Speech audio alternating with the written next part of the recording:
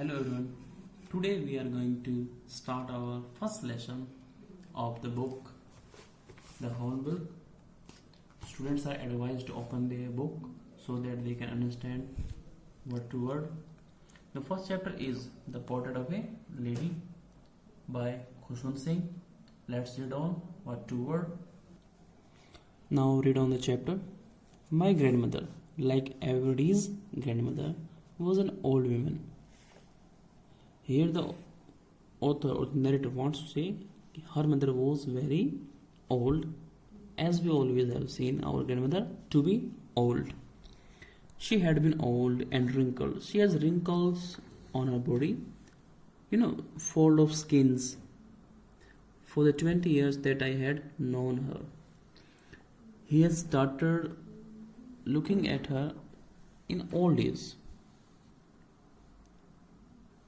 As he was 20 years old, too, he has been looking at her for the last 20 years and she is looking the same. People said that she had once been young and pretty and even had a husband. It is always said, and it is always be, that once she was pretty. She was attractive, beautiful in her young age, and even had a husband. Now her husband has expired or died, but that was hard to believe.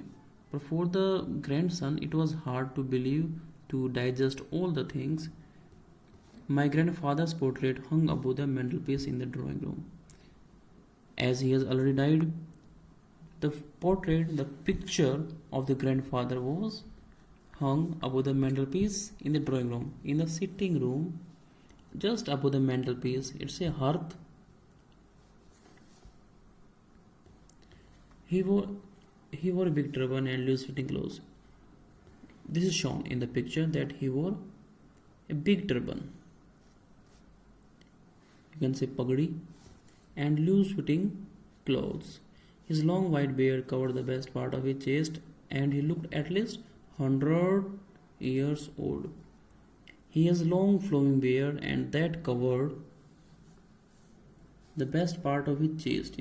Her chest was covered with the hair of the beard, and he looked at least 100 years old. He did not look the sort of kinds of person who would have a wife or children. He looked as if he could only have lots and lots of grandchildren. As he was very, very old, shown in the picture, he could have only grandchildren, nothing else. He looked as if, it's a manner, he could only have lots and lots of grandchildren. When we use as if, it means we are showing manner. As for my grandmother, being young and pretty, जहाँ तक बात थी grandmother की being young और pretty होने की, attractive होने की, the thoughts was always revolting. The thoughts, the opinion was revolting. It was almost opposite. Rebelling feeling he had. She often told us of the games she used to play as a child. And when she used to play the grandchildren about the games that she used to play in her young age or when she was a child, that seemed quite absurd. And it looks quite absurd, illogical.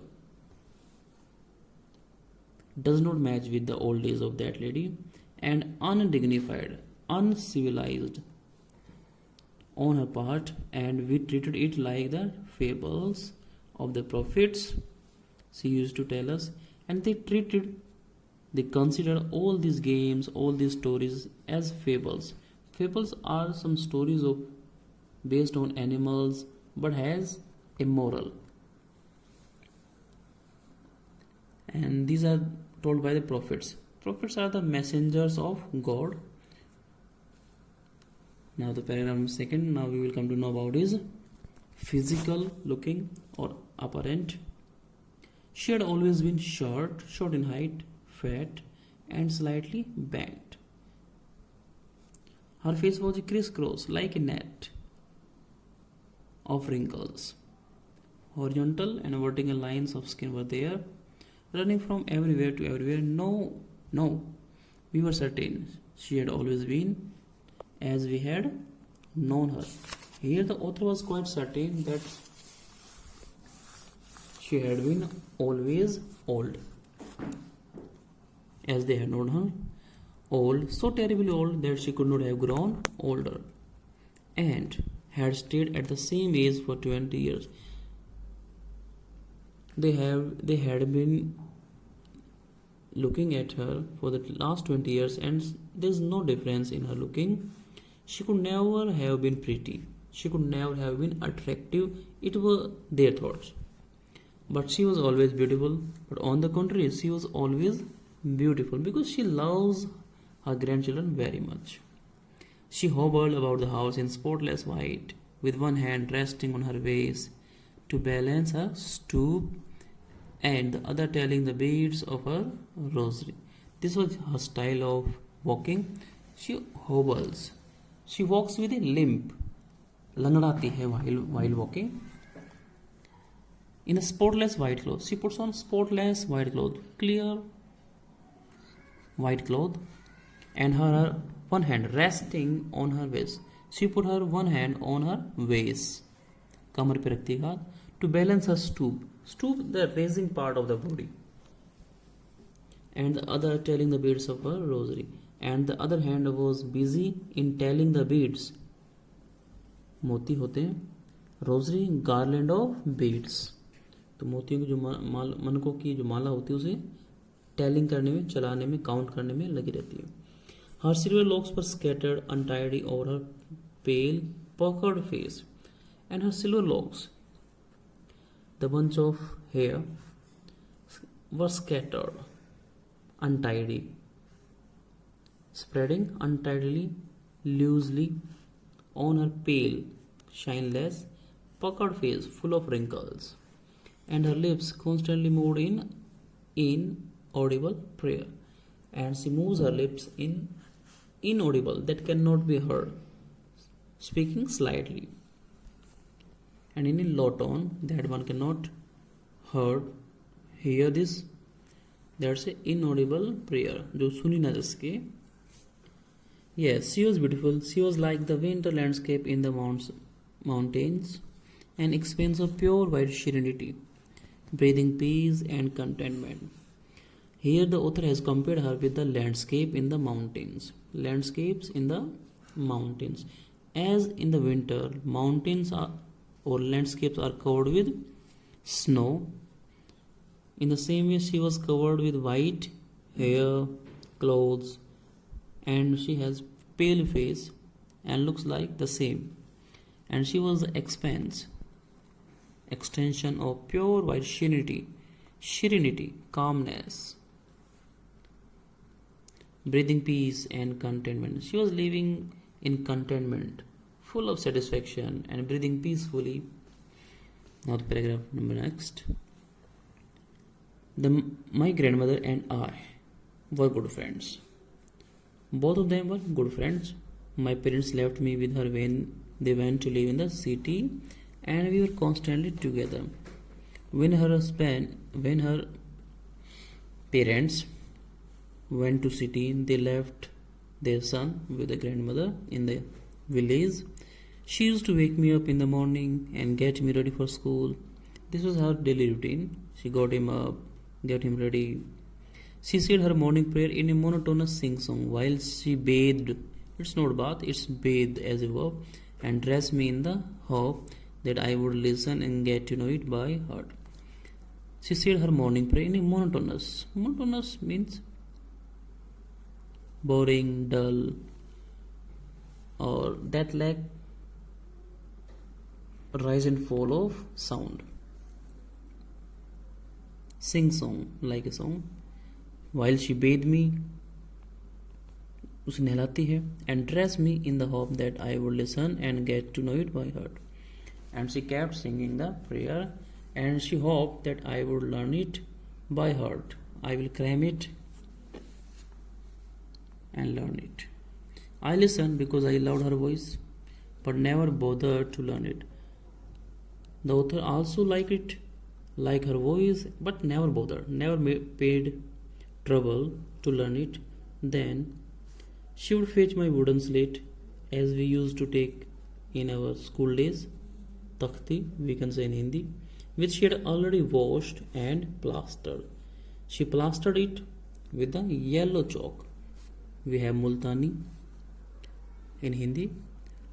She used to paste it with the yellow chalk. And a tiny earthen ink pot, very small earthen ink pot, shahi ki dawat, and a red pen. Tie them all in a bundle and hand it to me. इन सभी को बांध करके एक bundle में other को देती है grand mother. After breakfast of a thick stale chapati with a little butter and sugar spread on it.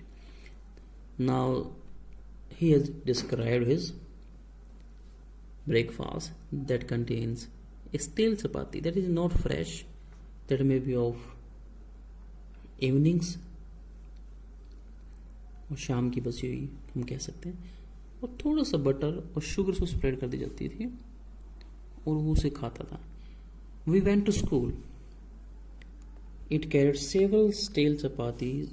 She carried several stale chapatis with her for the village dogs. She was quite compassionate and also brings chapatis to throw on the village dogs. My grandmother always went to school with me because the school was attached to the temple. Grandmother also accompanied the author because the school was attached to the temple. Both the temple and school were attached side by side. The priest taught us the alphabet, and the priest of the temple used to teach us alphabets like ABC or etc.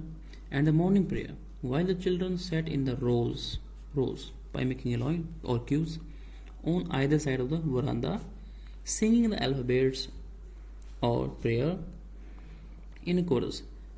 They sing the alphabets and the prayer in a chorus like a group song, singing together. My grandmother sat inside reading the scripture, and the grandmother sat inside the temple reading the scripture. Scriptures are the religious books, holy books like Ramayana, Mahabharata, etc. When we had both finished, we would walk back together. This time the village dogs would meet us at the temple door. As she carried chapati for them, it was also their routine of the dogs that they always followed her. They followed us to our home, growling, making grumbling sound or barking, and fighting with each other for the chapatis we threw to them. When my parents were comfortably settled in the city, and when the parents settled in the city, they sent for us, they called us in the city. That was a turning point in our friendship. Turning point can be defined as a point where the things started changing. Although we shared the same room, my grandmother no longer come to school with me. However, they were living in the same room, but the routine was quite different. I used to go to an English school in a motor bus. Now we start going in English school in a motor bus, by bus. There were no dogs in the street, and she took to feeding sparrow. Took to means she was used to, or she resorted to feeding sparrows. Here too is used as a preposition. To feeding sparrows in the courtyard of the city house. We will discuss the remaining chapter tomorrow.